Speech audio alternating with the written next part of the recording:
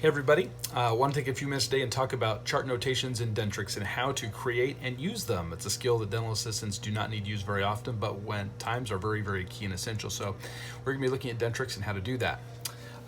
Here I've got the appointment screen pulled up that you're all very familiar with, and I'm going to go ahead and just click on a patient here, and we're going to highlight them and bring up their charting, okay?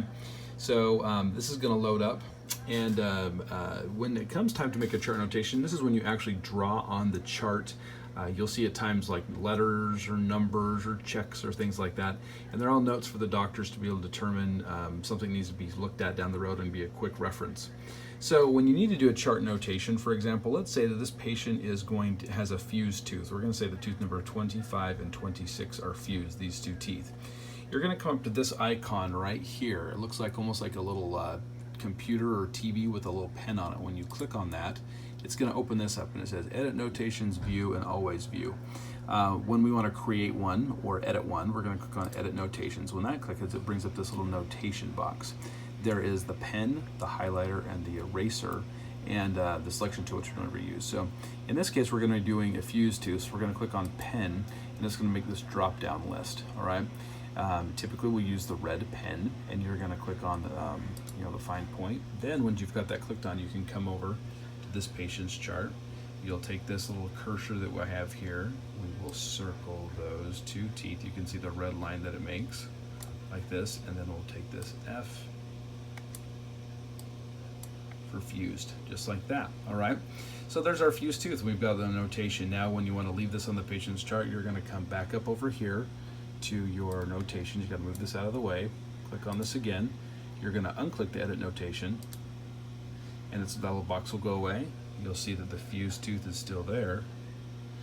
And then up here, you have to ensure that it says Always View Notations is on. If this is turned off, then you'll see this gets turned off. All right. So you always want to make sure anytime you're on this, you want to always view notations so that is present right there, okay? Now let's say you want to remove a notation. So you're going to come over here, you're going to click on this, again, go to Edit Notations, and this time you're going to pull up and you're going to use the eraser, all right? So you can either use one of the functions of actually erasing it or just to clear all. If you want to remove all the notations, the easiest thing to do is just hit Clear All. You'll hit this. It'll ask you if you want to do it, you'll hit Yes, and you'll see it completely disappears, all right? So that's how you clear off a notation as well. And again, click back here for your notations to go away, all right?